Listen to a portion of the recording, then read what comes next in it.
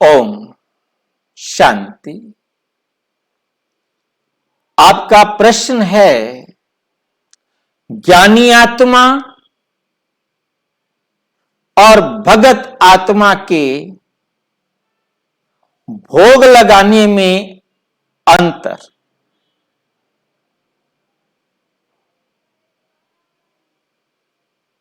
आज बाबा ने मुरली में ये वंडरफुल अंतर स्पष्ट किया है कि ज्ञानी आत्मा कैसे भोग लगाती है और भगत आत्मा कैसे भोग लगाती है। भोग लगाने का लाभ, भोग लगाने का फायदा कब और कैसे मिलता है,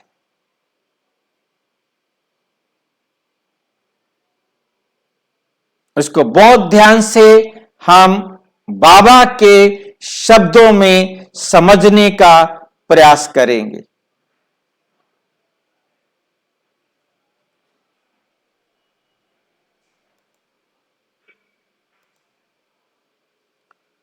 बच्चों को समझाया जाता है। क्या समझाया जाता है बच्चों को? कि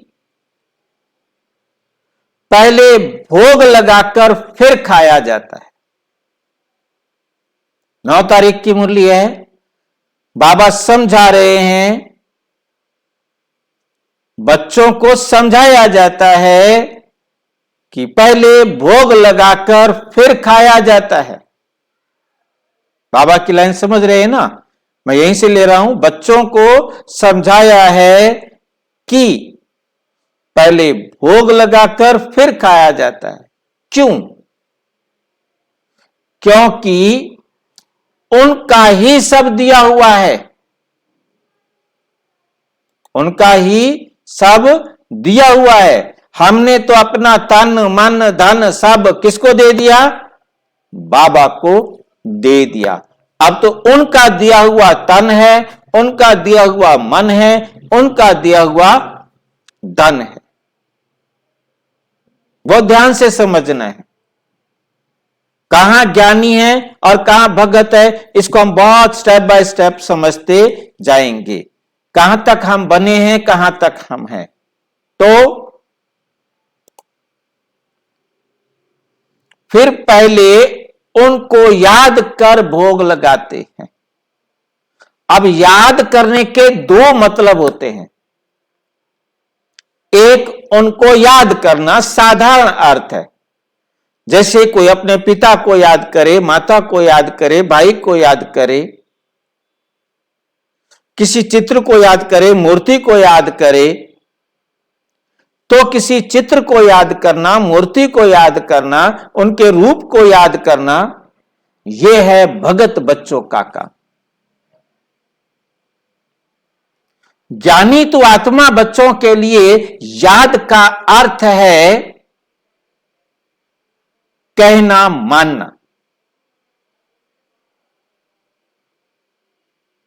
कहना, मानना।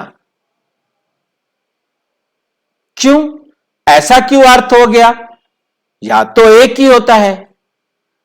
याद कर शब्द है, उनको याद कर। उनको याद करना माना, याद किसको किया जाता है?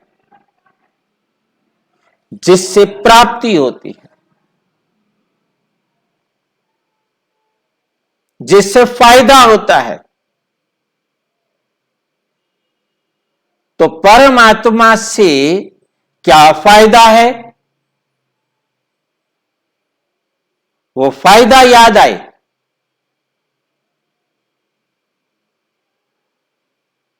परमात्मा की डायरेक्शन, क्योंकि याद का मतलब फायदा, कि परमात्मा हमें स्वर्ग का मालिक बनाएंगे, विष्णुपुरी का मालिक बनाएंगे, उनकी श्रीमत पर चलेंगे तब। अब याद उससे किया जाता है जिससे प्यार होता है, और प्यार उससे होता है जिससे प्राप्ति होती है।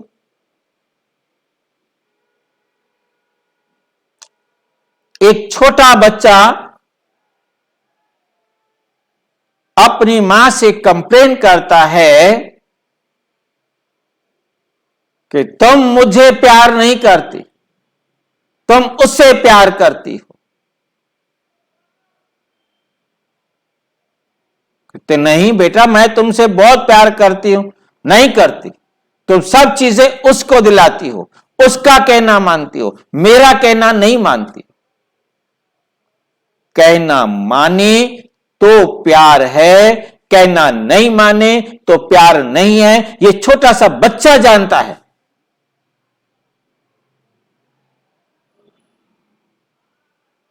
अब हम परमात्मा के बच्चे हैं, हम परमात्मा का कहना मान रहे हैं, तो हम परमात्मा से प्यार करते हैं, परमात्मा को याद करते हैं।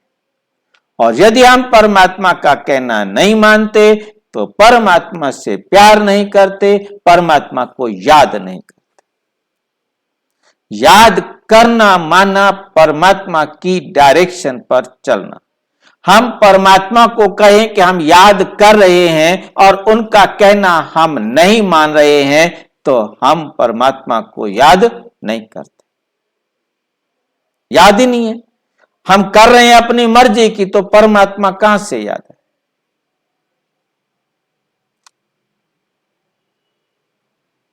तो याद कर भोग लगाते हैं, आह्वान किया जाता है, फिर जैसे कि साथ में मिलकर खाते हैं, बाबा के साथ में मिलकर खाते। भगत बच्चे समझते कि बाबा आओ, आकर हम भोजन खाएं, और बच्चे समझते कि बाबा बैठकर साथ में भोजन खा रहे हैं। बाबा तो है संपूर्ण पवित्र, हम हैं जैसे भीलनियां। भगत यही समझते हैं, हम हैं जैसे भीलनियां। हम याद करते हैं तो क्या बाबा हमारे साथ बैठ खा सकता है?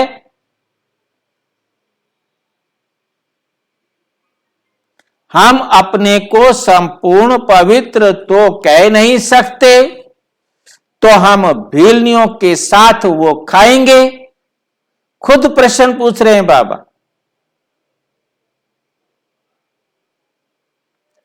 फिर वासना ले लेते हैं, बच्चे कहते हैं वासना ले लेते हैं। वासना लेना कोई खाना तो नहीं हुआ ना? खुशबू ले लेते हैं। अब यहां बाबा क्या कह रहे हैं? हां, कोई 75% धारणा करने वाले अच्छे बच्चे भोजन बनाकर बाबा को खिलाएं तो वासना लायक भी हो, क्योंकि बाबा है बिल्कुल शुद्ध। ध्यान से समझते जाइए कैसे बाबा समझाता जा रहा है, कैसे भगत और ज्ञानी तो आत्मा को अलग करता जा रहा है। फिर विस्तार करेंगे, जरूरत महसूस होती है। वे हम पतित के साथ खाएं, ये लॉ नहीं कहता।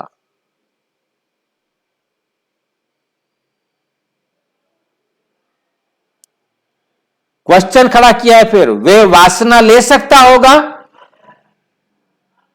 वे वासना ले सकता होगा? बाबा कहते हैं मैं वासना भी क्यों लूं? मैं तो निष्कामी हूं। वासना लेने की भी मेरे पास कामना नहीं है। मैं 100% निष्कामी हूं। बहुत ध्यान से समझना है इस बात को।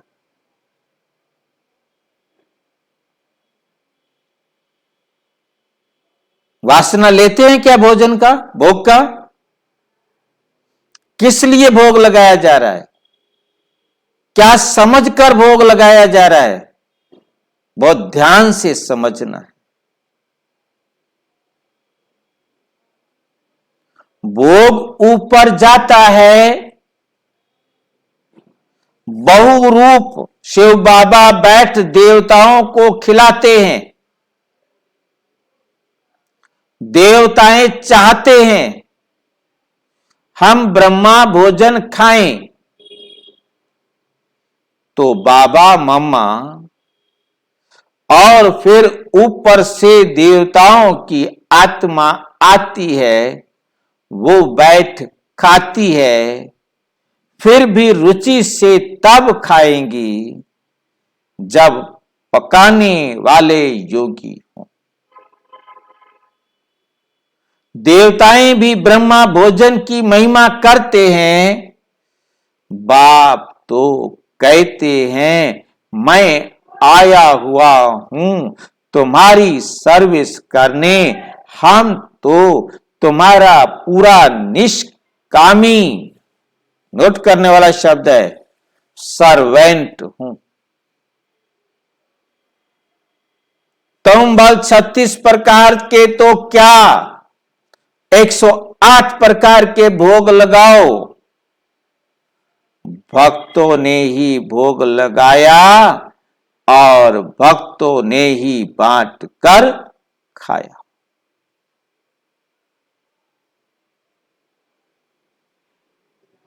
भगवान तो निष्कामी है,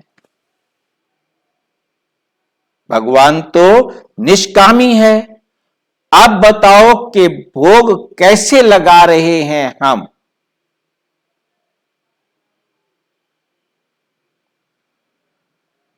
अब ज्ञानी तो आत्मा वाला समझना है, तो भी ऑफर करना चाहिए, तो भी ऑफर करना चाहिए। फिर क्यों ऑफर करे, बाबा खाता नहीं, क्यों कह रहे हैं ऑफर करो। बाबा ने दिया है, बाबा का दिया हुआ है, जो कुछ भी संसार में हमारे पास है वो परमात्मा का दिया हुआ है, ये भगत भी जानते हैं।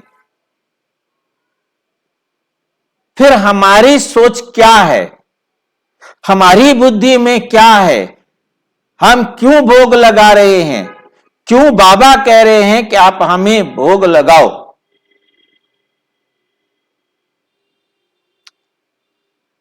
ऑफर करो।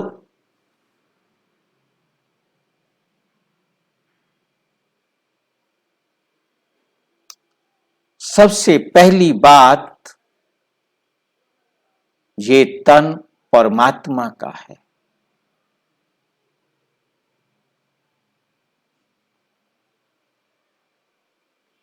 परमात्मा के तन को खिला रहे हैं। मैं भी नहीं खाता। ज्ञानी तो आत्मा परमात्मा की तरह निष्कामी है, उसे नहीं खाना है, उसे नहीं चाहिए। परंतु ये शरीर परमात्मा ने दिया है, इस शरीर के द्वारा मैंने अपना श्रेष्ठ भाग्य लिखना है, श्रेष्ठ कर्म करके, श्रेष्ठ सेवा करके मुझे अपना भविष्य बनाना है। इसलिए मुझे इसे वो खिलाना है जो परमात्मा की श्रीमत के अनुसार है।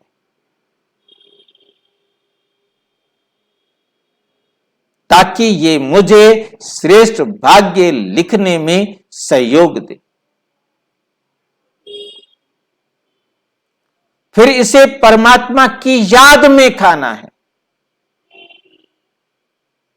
परमात्म स्मृति है तो ब्राह्मण जीवन है, परमात्म विस्मृति है तो ब्राह्मण नहीं।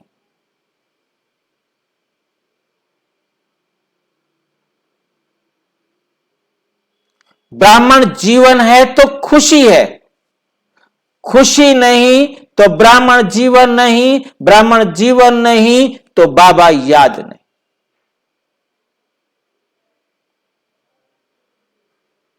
खुशी है तो बाबा याद है तो खुशी है। बाबा याद है तो अपना श्रेष्ठ भाग्य याद है।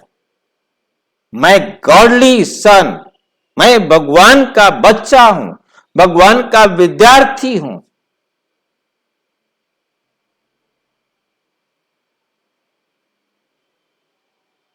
और बाबा की एक एक श्रीमत याद है तो कितना नशा है।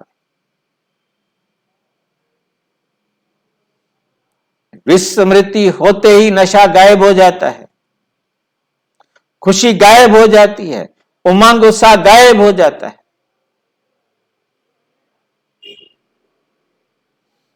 ऐसी खुशी गायब है, उमंग उत्साह गायब है, शिव बाबा याद नहीं है,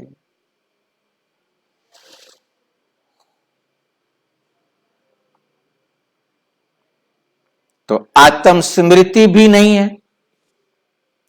परमात्म स्मृति नहीं, आत्म स्मृति नहीं, देह अभिमान में है, विकारी ख्यालात हैं, विकारी विचार हैं। तो नेचुरल आप सोचें कि मैं भगवान को भोग लगा रहा हूं, तो खा कौन रहा है? विकार में खाया गया भोजन विकार को शक्ति देगा, निर्विकारी अवस्था में खाया गया भोजन, खुशी और संतुष्टता में खाया गया भोजन खुशी और संतुष्टता देगा, खुशी और संतुष्टता देगा।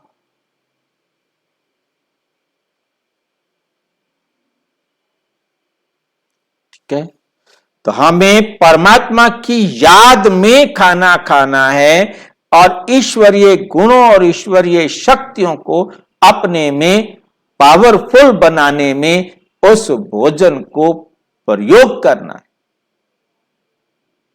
यूज करना है। जिसके लिए मैं एक एग्जाम्पल दुनिया में देना चाहता हूं कि हमारे बुजुर्गों में हमने देखा इस बात को कि जब किसी व्यक्ति को क्रोध आता है तो उसे कहते इसको खाना नहीं दो। उसके आगे यदि खाने की वो थाली रखी हुई हो तो उसके जबकि खाने की थाली उठाना अशुभ है, परंतु क्रोधी व्यक्ति के आगे से खाने की थाली को भी उठा लेते नहीं। क्रोधी व्यक्ति को पानी पिलाओ, क्योंकि जो पॉइजन ब्रेन से रिलीज हुआ है वो डक्टलेस पूरी बॉडी के अंदर गया है, भोजन के साथ मिलकर वो भी भोजन को पॉइजनस बना देगा।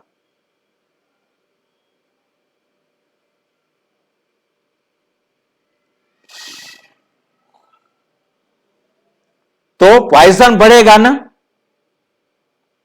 तो बाबा की याद में खाना, बाबा की स्मृति में खाना, खुशी से खाना, उमंग उत्साह से खाना, कोई कमजोर संकल्प नहीं। और वो खाना खिलाया किसको? बाबा के शरीर को, मुझ आत्मा के रथ के। समझ में आ गया होगा, और अच्छी तरह से समझना हो तो अपने समीप के किसी भी प्रजापिता, ब्रह्मा कुमारी ईश्वरीय विश्वविद्यालय में संपर्क करें। और यदि कोई प्रश्न हो तो 92131069 986 पर केवल टेलीग्राम करें। 9650692270 पर केवल व्हाट्सएप करें, फोन नहीं। ओम शांति।